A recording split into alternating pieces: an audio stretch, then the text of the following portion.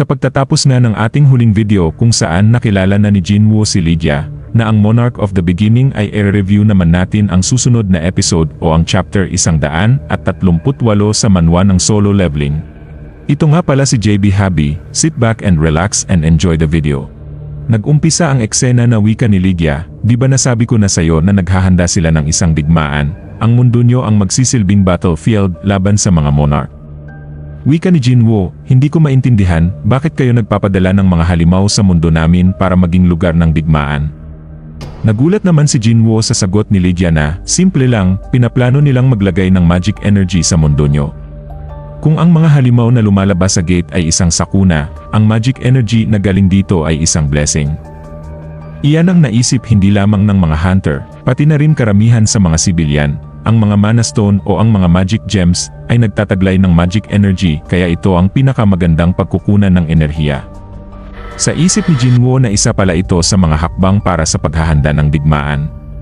Dugtong ni Lydia, walang ibang paraan para maitanim ang mga magic energy kundi gamiting sakripisyo ang mga buhay ng mga halimaw na nabihag ng mga rulers.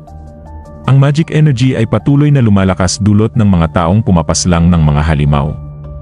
Plano ng mga rulers na palakasin ang magic energy sa mundo nyo para hindi ito gumuho pag nagsimula na ang digmaan. Wika ni Jinwoo, ang ibig mong sabihing digmaan ay? Sagot ni Lydia, ang rematch ng mga monarch at ng mga ruler. Bigla namang kinabahan si Jinwoo ng wika ni Lydia na, ang mundong tinitirahan mo ay magiging impyerno at malapit na itong mangyari.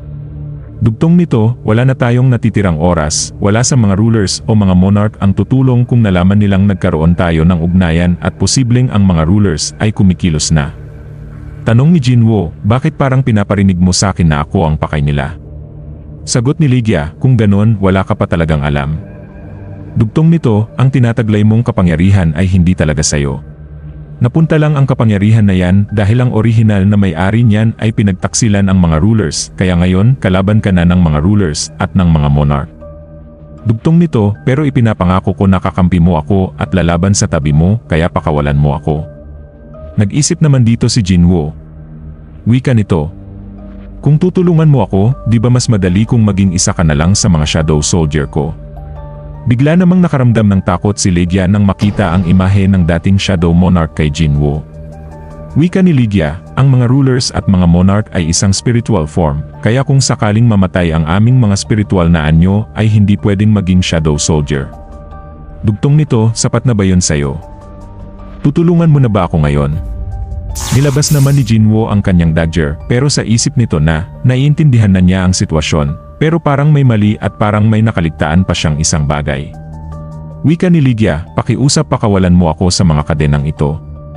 Tanong ni Jinwoo, sabi mo nakakampi kita diba? Sagot ni Lydia, tama. Pinutol naman ni Jinwoo ang isang kadena at wika ni Lydia, kung tutulungan mo ako ay tutulungan din kita. Ito ay isang patas na kasunduan sa pagitan ng mga monarch. Napatingin naman ito sa kanyang kamay na ngayon ay nakawala na sa kadena. Tumigil naman dito si Jinwoo at nagtanong ulit kay Lydia na, kakampi ka rin ba ng mga tao? Hindi naman nakapagsalita si Lydia. Wika ni Jinwoo, bakit ka natigilan? Dugtong nito, dahil ba sa Oath of Faith? May napansin naman ito sa may likod ng leeg ni Lydia na isang magic stone. Wika ni Jinwoo, may naririnig ka bang mga boses dyan sa magic stone sa likod mo ng mga rulers at nag-uutos na patayin lahat ng mga tao? Nainis naman dito si Lydia at sinubukang sunggaban si Jinwoo pero nakailag naman ito. Wika ni Jinwoo, tapos na ang kasunduan. Sinaksak niya naman ito sa dibdib at wikang, delikado kung pananatilihin kang buhay. Dugtong nito, isa kang banta o sakuna. Wika ni Lydia, nagkakamali ka, hindi ako ang sakuna kundi ikaw. Naghanda naman si Lydia para kagatin si Jinwoo pero nailagan ulit ito at pinagsasaksak pa ulit ito ni Jinwoo. Napasukan naman ng dugo si Lydia at umatake na naman ito, madali lang itong naiwasan ni Jinwoo at patuloy pa rin ito sa pagsaksak sa monarch. Tuluyan na nga itong nawala ng lakas at hindi na makaatake pa. Wika ni Lydia, kung patuloy ang laban sa pagitan ng tao at ng mga nabihag na mga halimaw ay siguradong mas mapapabilis ang mundo nyo sa nalalapit na digmaan. Dugtong nito, pinagdadasal ko na lahat ng mga mahal mo sa buhay at mga taong pinoprotektahan mo ay masunog at maging abo dulot ng digmaan. Wika ni Jinwoo, hindi yan mangyayari.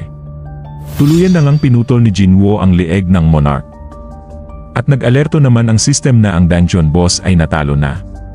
Umalis naman si Jinwoo dala-dala ang isang bagay o magic item at wikang, nakakainis, hindi ko siya pwedeng gawing shadow soldier pero kukunin ko na lang ito bilang isang souvenir. 8 level naman ang itinaas ni Jinwoo at ngayon ay level 122 na siya.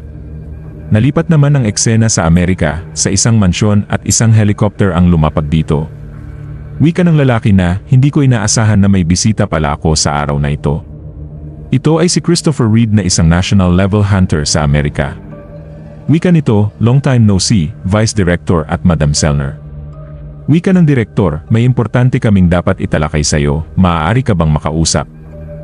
Wika ni Christopher sa isang maid na, huwag magpapasok ng ibang tao sa kwarto hanggat hindi umaalis ang kanyang mga bisita. Sa silid naman ay wika ni Christopher, anong meron at naparito kayo? Kung tungkol ito sa mga S-rank gate na sumulpot sa silangan ay sasabihin ko na sa inyo na hindi ako pupunta. Wika ni Madam Selner, hindi kami pumunta dito dahil sa gate, may maseryosong problema bukod doon. Tanong ni Christopher, maseryoso pa sa isang S-rank gate. Natigilan naman dito si Christopher na wika ni Madam Selner na may papatay sa kanya sa hinaharap. At dyan nagtatapos ang chapter 138 sa manhwa ng solo leveling at see you sa mga susunod na mga video. Kaya kung nagustuhan mo ang video na ito ay mag-like, comment at mag-follow ka na rin sa aking channel for more videos like this.